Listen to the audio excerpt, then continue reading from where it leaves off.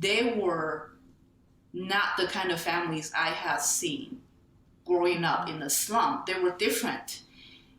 They were happy, and their interaction was positive and loving, right? And I thought, wait, there are actually families out there that don't abuse each other, you know what I'm saying? And so that's when I thought, I am going to break away from the life I knew in the slum. I'm not going to live like that anymore, because now my eyes were opened and I have seen there's a possibility for a better life.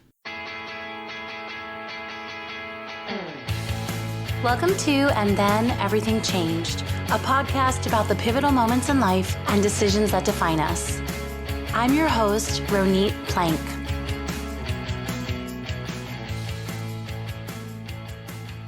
Today, my guest is Allison Hong Merrill. Allison is a Taiwanese immigrant in Utah. She holds an MFA from Vermont College of Fine Arts and writes in both Chinese and English, both fiction and creative nonfiction, which means she spends a lot of time looking up words on dictionary.com. Her work has won both national and international awards. Her memoir, 99 Fire Hoops, comes out on September 21st, 2021. Welcome, Allison. Thank you so much for having me, Ronit. Such a great honor.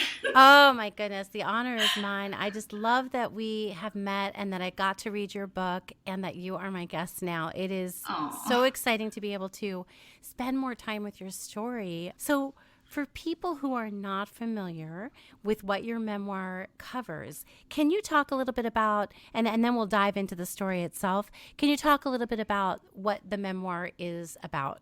Of course. Thank you so much for the beautiful question. So my memoir is titled 99 Fire Hoops, and it's about how choices can empower all of us to overcome challenges. And it's illustrated by my experience as an abandoned immigrant bride, determined to create my own destiny. So really, there are several different themes in my memoir, and first and foremost, the greatest or number one theme is choice. I believe in choice. I believe in the power of choice.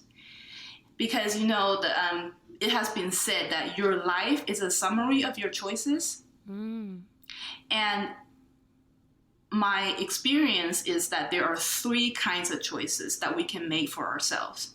Ooh, I love a good list and a good tip for living. So please tell me these. Of course, thank you. So I think the first kind of choices are trivial. For example, what shirt do I wear today? That's a choice. We all make that choice every day to choose our outfit. But that kind of choices are trivial. The second kind of choices are important. For example, you can choose to be kind, respectful, and generous like Ronit, right? And essentially, this kind of choices is to choose the kind of person you want to be, right? And the third kind of choices have eternal consequences. For example, who should I marry? Who should I build a family with? Or who should I have children with? Right?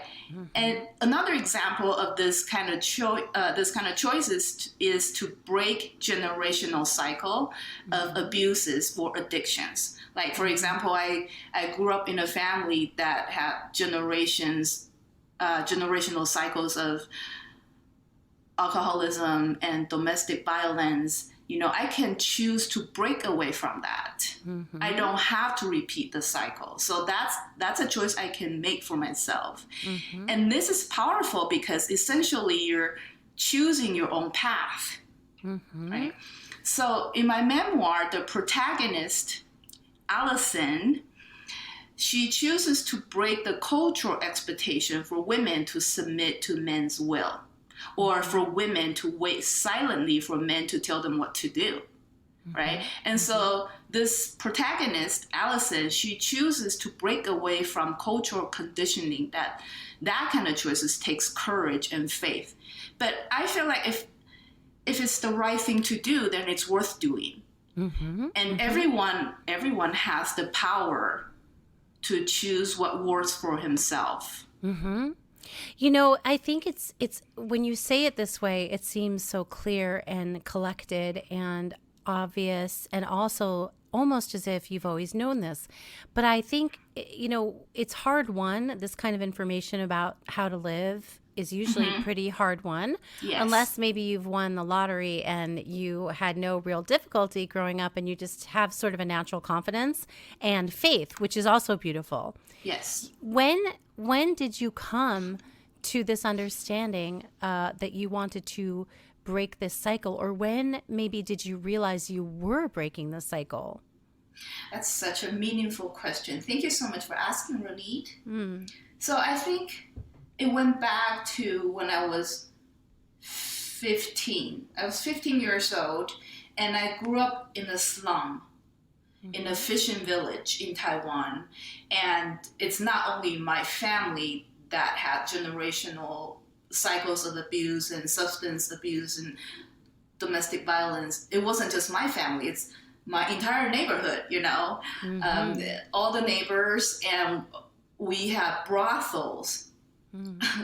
rampant. It was just everywhere on my street. Mm-hmm. And so growing up watching people living their life that way, I thought that was my future. I thought that was just, I would grow up to be a prostitute. Mm-hmm. Okay. I didn't know any better. But then there was this a set of missionaries, American missionaries from the Church of Jesus Christ of Latter-day Saints, and they had this nickname for the church that the people called the Mormons. Mm-hmm. So there were Mormon missionaries.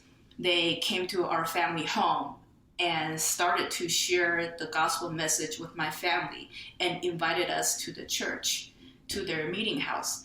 And so the first time I went, I saw families sitting in the chapel, and they were not the kind of families I had seen growing up in the slum. They were different. They were happy, and their interaction was positive and loving, right? Mm-hmm. And I thought, wait, there are actually families out there that don't abuse each other. You know what I'm saying? Mm-hmm.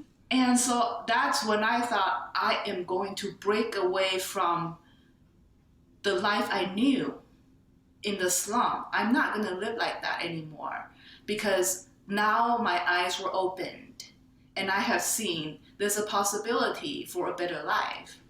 And that's my observation in the church when I watch people's examples, the way they show love and care and kindness to one another. And that's when I knew I'm going to break away. Mm-hmm. And you have a couple of siblings, and you lived with your father after your mom was no longer there because of a divorce. And it's a very complex story, and I certainly don't want to try to summarize it, very, quickly here. But did the other people in your family get drawn to the church the way you did? Yes, everyone. My sisters, they all joined the church, and they're all living the teachings of Christ. And so they're very happy. They're blessed. Mm-hmm. My father is actually here in America. He is living with my sisters, and he's the one who still rejects the Mormon teachings and the Mormon way of life, and he continues to stay true to the lifestyle that he has chosen to live his entire life, meaning, alcohol and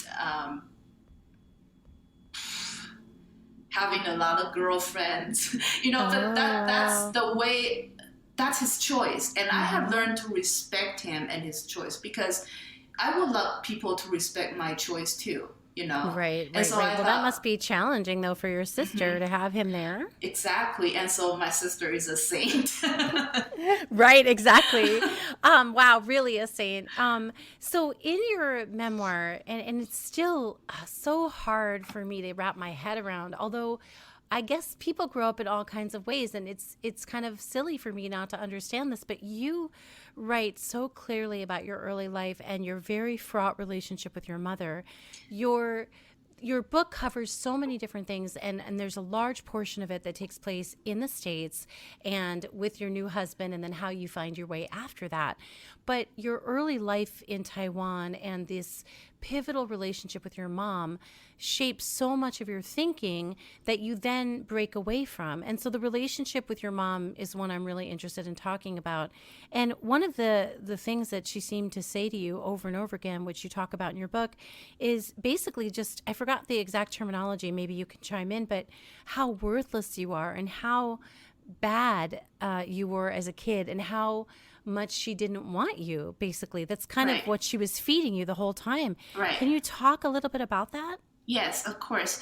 So my mother, she didn't live a long life, right? Mm-hmm. So I only lived with her in the same house for the first 14 years of my life. And during those 14 years, when we lived in the same house, we didn't have a lot of interactions. So it was more like she was just a female adult in the same house. And it could have been anyone else. It could have been a cashier in a grocery store or a bank teller. It could have been any stranger.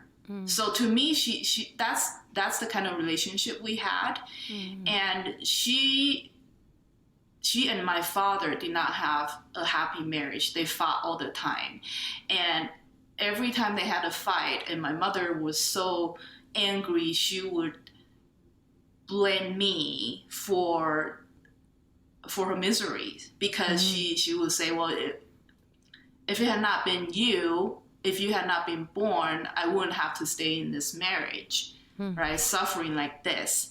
And then she would go on to say that I wish I had suffocated you when you were a baby, but I didn't. And so now here's the consequences. I'm suffering because I didn't kill you when you were a baby. Now, what kind of mother would say that, right? But then the thing is, I was so young and so little, and I believed everything she said. And so I thought that was my fault, that she was miserable.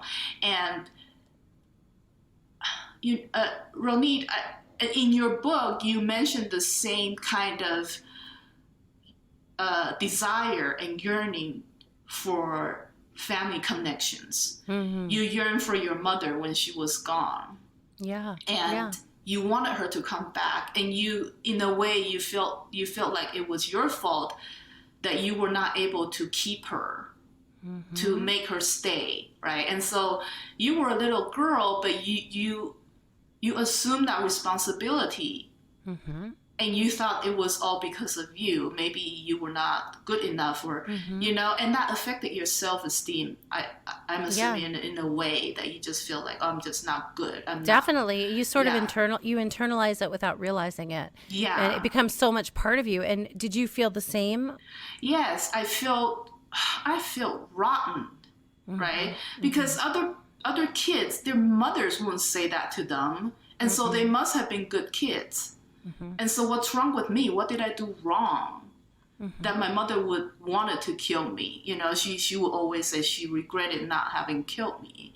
And so now I look back, I think she suffered from, obviously, mental illness, right? Because, but back then, back in the 70s in Taiwan, nobody talked about mental illness. Not really, right? And so we didn't know, and she didn't know. I thought it was just me. I'm such a bad person. Did she treat your sisters just as poorly? Yes.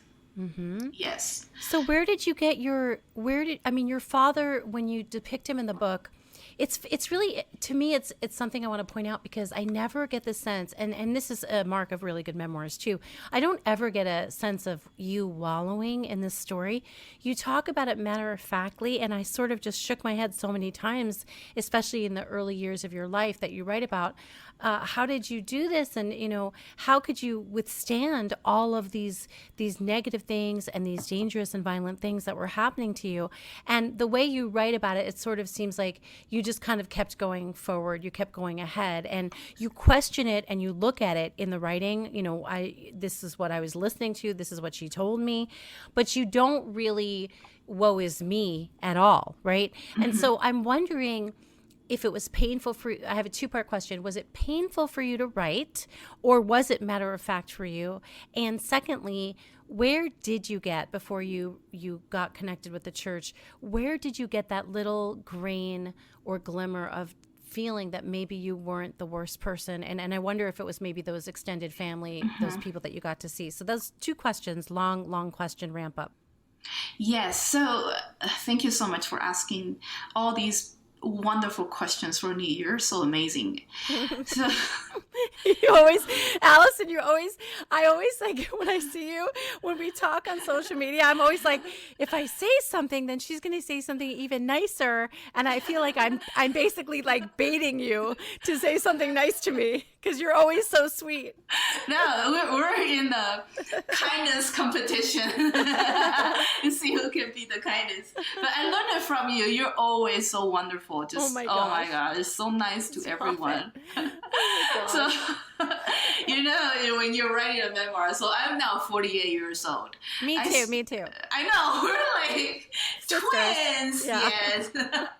So, being a more mature woman now, and to write this memoir, and you look back with a more mature attitude, with more objective attitude, it's a lot of things you go, I remember feeling that when I was little, and why is it that I wasn't angry when my parents told me things like that, and why is it that I didn't talk back? Why is it that I didn't fight back? Because they were so mean. Okay, so the thing is, Ronit, I grew up in a slum, and my neighbors, the kids in my neighborhood, they suffer just the same. So I didn't know any better. In my mind, I thought that's just how children should live. Right. You weren't feeling sorry for yourself, because this is what everyone had.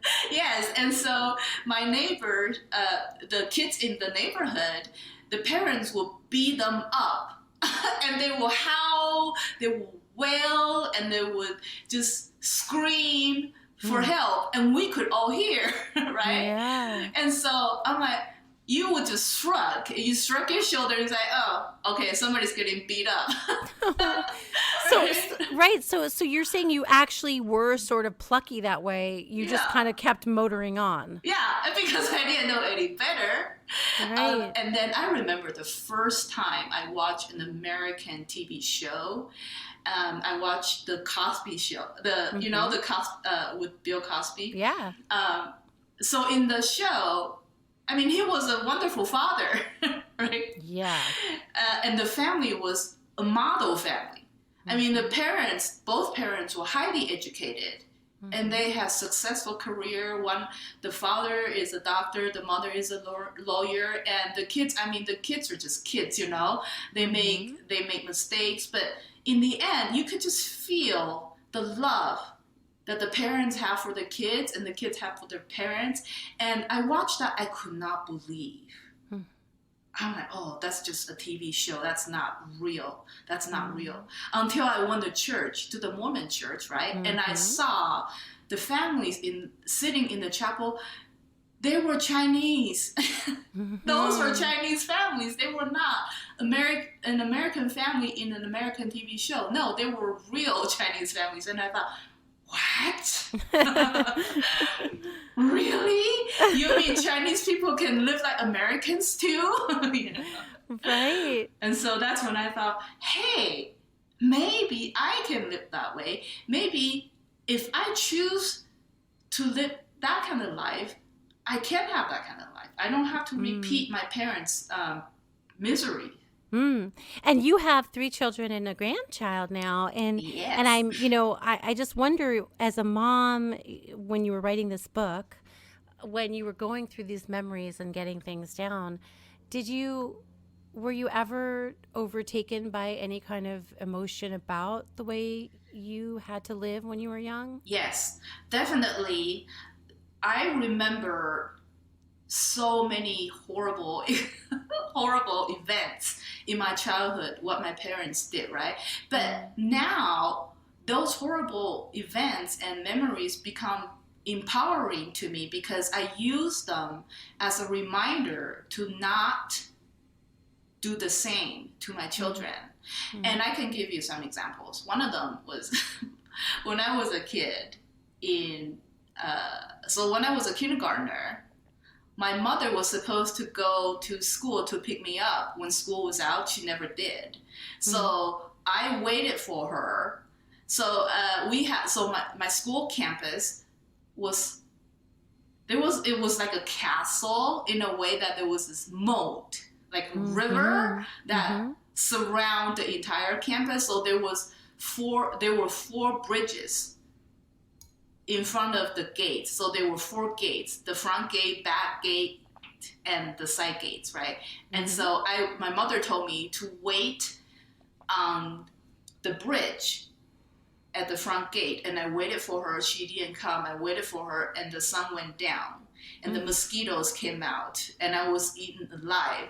And my friends, my classmates in my kindergarten class, they already went home and came out on their bicycles to play, and they saw me still waiting on the bridge, and they said, "Hey, why are you still here? Why are you still wearing your uniform?" And I said, "Because I'm still waiting for my mom." And they're like, "But it's dinner time."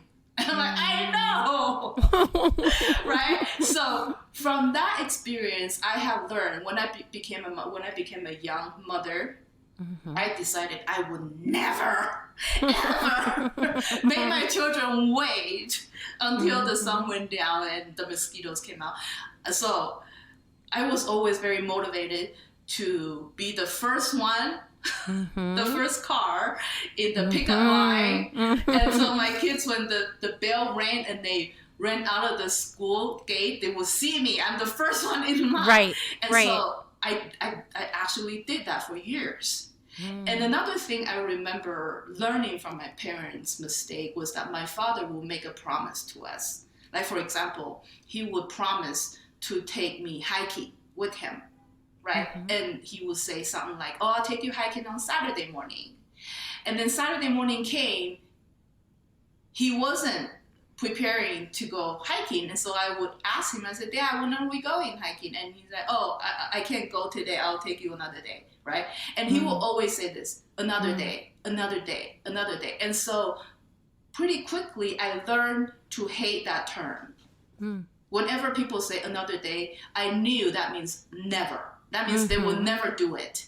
And so when I became a young mother, I remember that example from my dad, right? So whenever I promised my kids I would do something, I would be like, "Okay, I made a promise. I cannot not keep that promise." Right. And but life is life. Sometimes emergencies happen, stuff happen. And if somehow I cannot keep my promise, I had to restore integrity. I had to tell my children, "Sorry," explain to them why is it that I can't keep my promise, but then make a new promise. And do everything I can to keep that new promise, to restore integrity. And I think people understand we are all humans. We make mistakes, and sometimes, and after all, we live in a fallen world. Okay, there's so many things that are just not going the right way. And so, but you don't intentionally lie to your kids. You don't make empty promises, and eventually they just lose their trust in you, So those are the things I learned from my parents that helped me when I myself become a parent and I don't repeat this. Are you able to relax in relationships now? I mean, because I know for me, I had sort of an anxious attachment to my mom and this sort of insecure attachment growing up. And I was sort of like in this parent role. And so it was hard for me to relax and trust that, and you and I kind of talked about this in the beginning of the interview, that I was enough and that people wouldn't just kind of skitter off and leave. Right. Did you have any of that? Because you got married really young, and I guess we should talk about that in a second, but did you have any insecurity about your value? I struggle with that. I have to admit, even though I do have the church teachings really helped me to understand the worth of my soul, right? So I know I am important, and I'm not a mistake. I'm not garbage, like my parents told me. I'm not any of that. I know the worth of my soul, but still, I feel like when when you grow up in a slum and with that all that trash conditioning telling you you're worthless, you sort of buy it. You just buy it. Sure. You believe, and so it takes a lot of inner work, and I'm still working on it because I get discouraged very easily. And if things don't go my way, like I'm ambitious and I will set goals, but when I can't reach my goal, I immediately goes back to that default thinking, oh, I'm not good enough. Right. It seems to make a statement about your worth as a person rather than looking at it and realizing it's just one thing and it doesn't mean anything about you. Right. Did you have time, like what was funny for me, and I'm going to ask you this question too, about what was the most difficult part to write in the memoir? For me, there was one area that surprised me in its difficulty, and there was another area that took me by surprise where I hadn't really thought about this particular living situation I had in Newark, New Jersey with my dad and his girlfriend and her two daughters. Yeah. And when I started writing about it for the first time, I had sort of a visceral and physical reaction because I hadn't spent any time thinking about it. It was just sort of one in a series of places I lived. But when I kind of slowed it down, slowed the tape down, and really looked at what was going on, I felt really upset about it. And I'm wondering if you ever had that when you were going through your history. Yes, I do. And by the way, I want to tell you how much I loved your entire book, every page. You're just amazing. You're such a beautiful storyteller, and your story. Oh my gosh, Ronit, let me tell you, I can see you. When I read your book, I can see you as that little girl. I can see you living a life yearning for your mother, and I can feel that emotion, or frustration or the disappointment. I can feel. Anyway, you're just this one amazing writer. I don't even know how you did it. Listener, this is why I had Allison Hong Merrill on. This is the real reason, so she could compliment me the entire time. Because you're so awesome. No. I love your book. Thank you. I love yours. Oh, thank you. Here we go. It's our competition. Who can be kinder? And so, I remember that scene in your book where you and your father's girlfriend and her two daughters, you went out to get, was it pizza? Yeah, we went out to get the pizza. Well, there was a pizza and an ice cream scene. Yeah. There was a beat up mugging scene with pizza. Yeah. Oh my gosh. Okay, that scene. I was so scared for you. Anyway, so I'm like, yes, I can see how when you were writing that scene as as an adult woman, now you look back and you're writing about it, I can see how the experience will bring you visceral emotions. Like you're reliving that. Did you have that too? Experience. Because you had some really difficult times. I mean, you were actually contemplating ending your life when you got to the States. Did you? Yes. Was it difficult to write about that?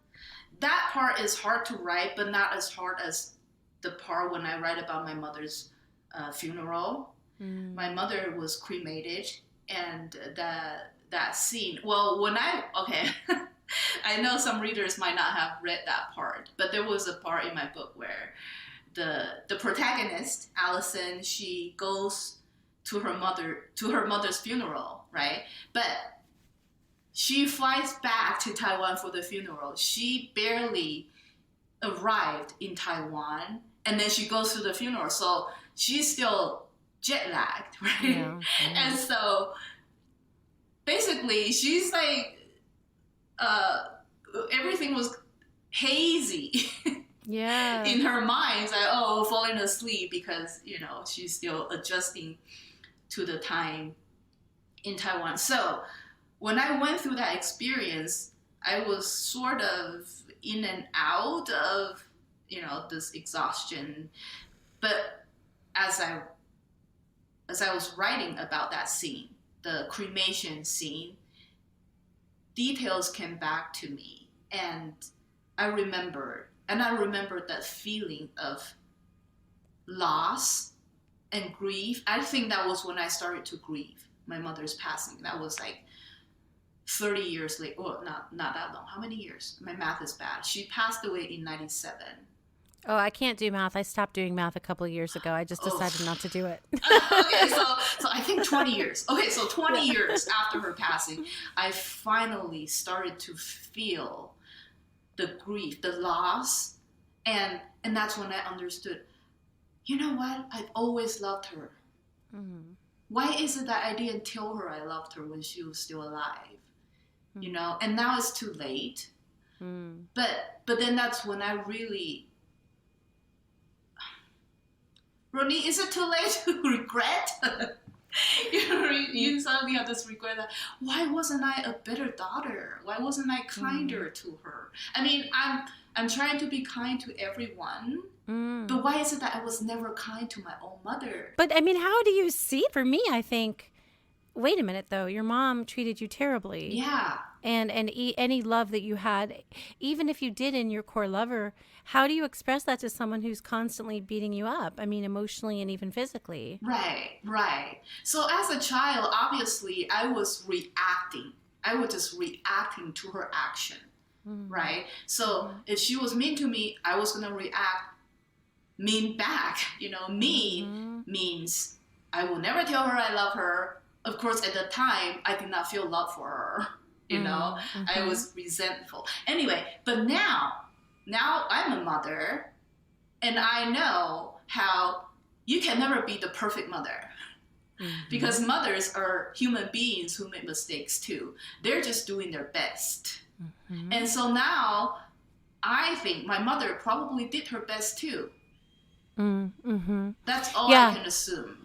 Yeah, I mean, the best with what she had, right? Right. And that's part of that idea of accepting and not being angry forever and lamenting what happened is understanding that perhaps someone did what they could do at the time, and it didn't give you what you wanted, right? But that doesn't mean, you know, you can't change it, right? But you can change your orientation to the way things happened. Exactly. And I feel like, you know, I'd be remiss. I don't want to give away your whole book, but, you know, I want to say that your book has this bracing energy. It's like you're sitting in a room with you, Allison, and you're talking, and it's like a page turner. For me, your book was a page turner. Oh my gosh, you're so kind. And, you know, I just felt like your voice, you know, your writer voice was so strong. The protagonist, Allison's voice, was so strong and so engaging and so, to me, very, very grounded within who you are. And you really take the reader on this journey of sort of credulousness. You take the reader on this journey of sort of like, wait, what is happening right now?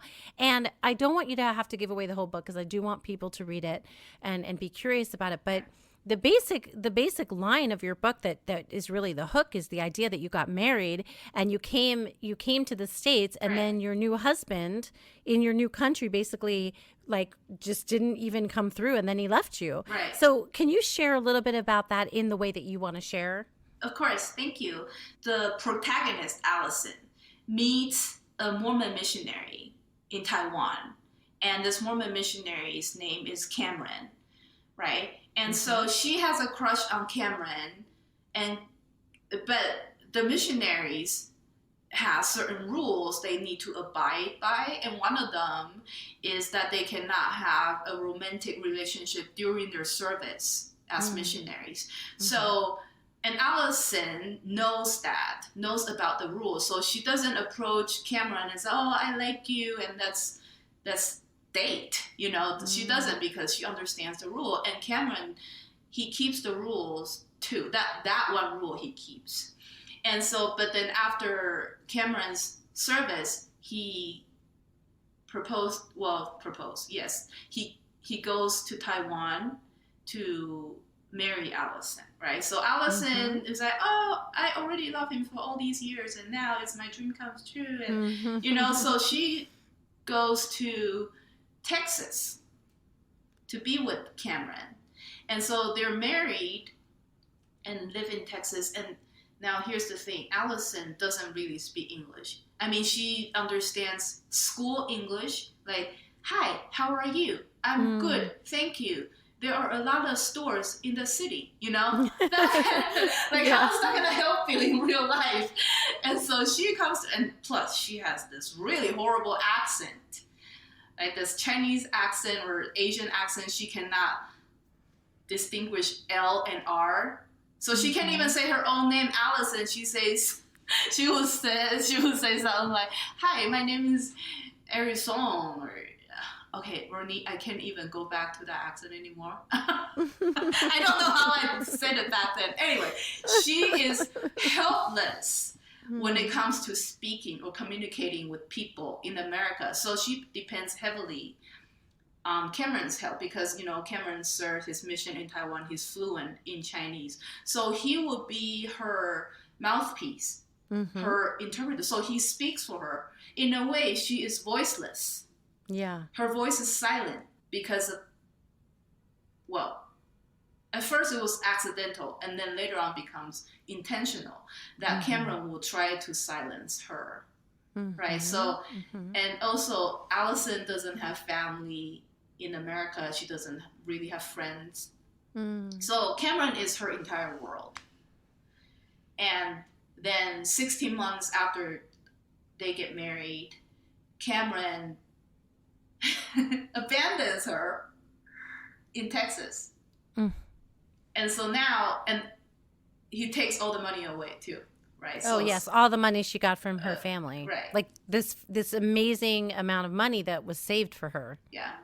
And so now she is homeless, almost homeless, right? Because they rent this apartment near campus in Texas, but Cameron turns in the keys, and he terminate the contract, and he cuts up all utilities, and he takes the money, and now Allison is left with nothing. So that's the beginning of the book, and how Allison is put in that difficult situation, and how she is going to make one choice at a time to get herself out of that challenge. Yeah, and so this is a super resilience memoir. I mean, I don't know what your intention was when you went to write it, if you knew. And I know that's a hard question. People ask you about the writing process when you're a writer, and it's an interesting question, but I don't know that we always know what we're doing when we get started. Yeah. Did you have any qualms? I'll ask you a question that I get asked a lot. Did you have any qualms at all about sharing your story and, the privacy issue with your family, or, your current family or your family of origin? Did that ever figure in for you? Yes. I think the nature of the story I'm telling puts me in a very difficult situation where I worry about revealing and invading or violating other people's privacy. Right. So from the beginning of my writing process, from the beginning of my writing process of this memoir, I changed everyone's name in the book, and I changed locations of events, and I changed identifying characteristics and details. So Cameron is not Cameron. But Allison is Allison. So I didn't change my name, but I do go by a pseudonym as an author. So that when people Google my name, they find me, but they cannot find Cameron. And they cannot find my current husband, and they cannot find my children. Right? Very smart. I didn't realize that. Yeah, and also I love my husband, my current husband, very, very much. I sometimes tell him, and this is true, I don't think he understands how deeply I love him. I tell him, but I don't think he knows. Because you tell your husband, I love you. And sometimes it's just like, hey, how are you? Good. Have a great day. Do you really mean it? I hope you do, So when I tell my husband I love you, I feel that he feels it's just one of those, hey, honey, how are you? Good. Okay, have a great day at work. Like that, right? But Yeah. I truly mean I love him. And I don't think he knows how much I love him, right? Okay, I will get him a kidney if he needs one. Yeah. Well, do you ever really get it? Do you make him stay still and look at you and really get it? Yes. Do you like, listen, you have to listen. I'm telling you this. All the time. He thinks I'm a goof, right? He's like, why are you so funny? Okay, but the thing is, okay, Ronit, when I say I love him, I have to show him actions to prove how, but this is just me voluntarily doing it. He doesn't demand me to show him how much I love him, but I want to show him I love him. So in my memoir, I dedicate the book to him and our 3 children, but I don't dedicate the book to his real name. So I use his Chinese name, which it's not on any legal document. So if people want to Google it, they won't find him either. Right? And my children's Chinese name, they're not on any legal documents either. So if people want to Google those names, they won't find anything either. And like I said, I changed everyone's name. So my current husband's name in the book is not his real name. So if people Google him, they won't find him.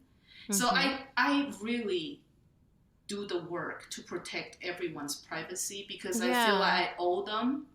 That's at least what I can do so that they wouldn't feel threatened that I'm exposing them in public eye, which is not my intention. My intention is to share this message that we all have the power to choose. We all have the power to choose for ourselves the path we want to be on, the kind of person we want to be.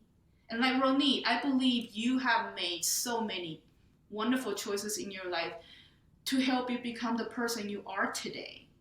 Where you are today, the kind of family you have today, the joy and peace and love that you feel in your everyday life, they all come from your choices. And you constantly make good choices. That's why you have good consequences. And that's exactly the kind of message I want to share with the world using my experience as an illustration. Yes. And I guess I want to ask this question in our remaining few minutes is, as a woman of faith, and you are a devout woman, and you've talked about choices. We started the conversation with choices, and I'm wondering what your perspective is of the people that we all know who aren't enjoying their life right now, or have been met with a lot of difficulty and are doing their best, but don't have what they need yet or are struggling. What is your understanding of that as a woman of faith? That's an excellent question, Ronit. And I would love to answer that. But before I answer that question, I would like to quote Mr. Rogers, Mr. Fred Rogers. He said this. He said, when I was a boy and I would see scary things in the news, my mother would say to me, look for the helpers. You will always find people who are helping, right? And that quote stays with me all these years because in a way, we can choose to be helpers. We do have the power to choose to be helpers, right? And so in my memoir, there's several helpers. For example, Jane, the apartment manager, and the bishops from the Church of Jesus Christ of Latter-day Saints who gave me money, right? And then you have the Bushmans, and then you have Ethan, the neighbor from Canada, and then there's Lily, right? Lily, she's a helper too. So you and I, we can choose to be helpers. And the help we give others doesn't need to be astronomical. We can choose to be kind, like what you're doing. Right? You're always kind to others, and that's a choice. So sometimes a small smile is all it takes to brighten somebody's day. And we can choose to lift up the hands that hang down and strengthen the feeble knees. That's what I learned in the church. People around you, who are going through hard times, but just looking at them, you won't know. And so it's best not to judge people so quickly, right? And not to judge other people is being kind, is being kind to others. And that's a great choice, right? And so to answer your question, that's what we can do to help others. When people are struggling, we can do different things to help others, but ultimately it's that choice. That do you or do you not choose to help, to offer a smile, to open Right. I the like door. that, because those are just anyone can do that. Anyone can do that at any level. Yes. And it's all constructive, right? It's collaborative and it's uplifting. Yes. And it makes you happy too. Yeah. Yeah. So I guess what you're also saying is that if someone is under duress and having a really hard time, and doesn't have all the tools they need yet, helpers are there to help them. And also there's always room to not make someone else's life worse. There's always room to help and impact in some way, no matter how small. Exactly. To make it better for somebody else. Right. Yeah. Just look at Ronit. See what she does. There she and goes. Don't do it. Don't do it, Allison. Do what Ronit does. Do what Allison does. So we're recording this just before your book comes out. So tell me real quick, and then we'll tell people where to find you. Okay. How are you feeling about that? Your book is about to hit the shelves. I am so stressed. Because we all have to be honest. I'm so stressed and I need a vacation. Yeah. But I'm also very honored to be where I am right now because, when you were a little kid growing up in a slum in a fishing village, you would never think one day I'm going to become an author, and to tell my story. Yes. And so this is a dream come true, and I so appreciate and so I'm so grateful for all the loving support that I receive from people like you, from so many wonderful friends, to support me and encourage me to get me where I am today. So well, I'm going to say that you have all this support and people adore you because you are a light and you support people so well. So there's the love fest even more. So Allison, where can people find your book and where is the best place for people to find you and connect with you?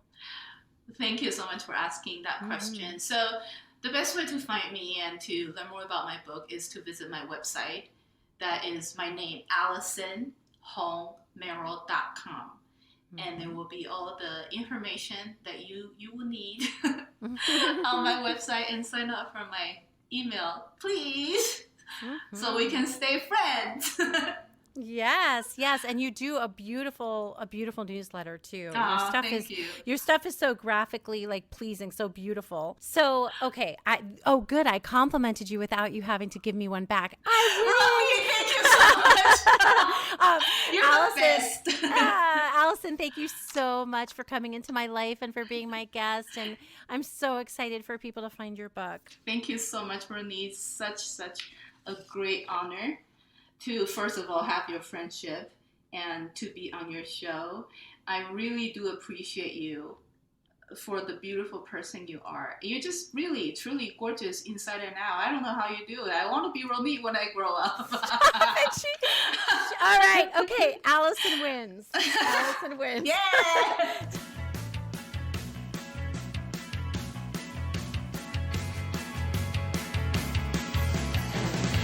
Thank you for listening to And Then Everything Changed. For more on this episode, photos, and other episodes you might like, please visit atecpodcast.com. You can connect with me and learn more about episodes on Facebook, Twitter, and Instagram also. Just search for my name, Ronit Plank, RONITPLANK, and you will find all the updates. If you like this podcast, please remember to subscribe and also rate and review so other people can find it. Thank you so much for listening.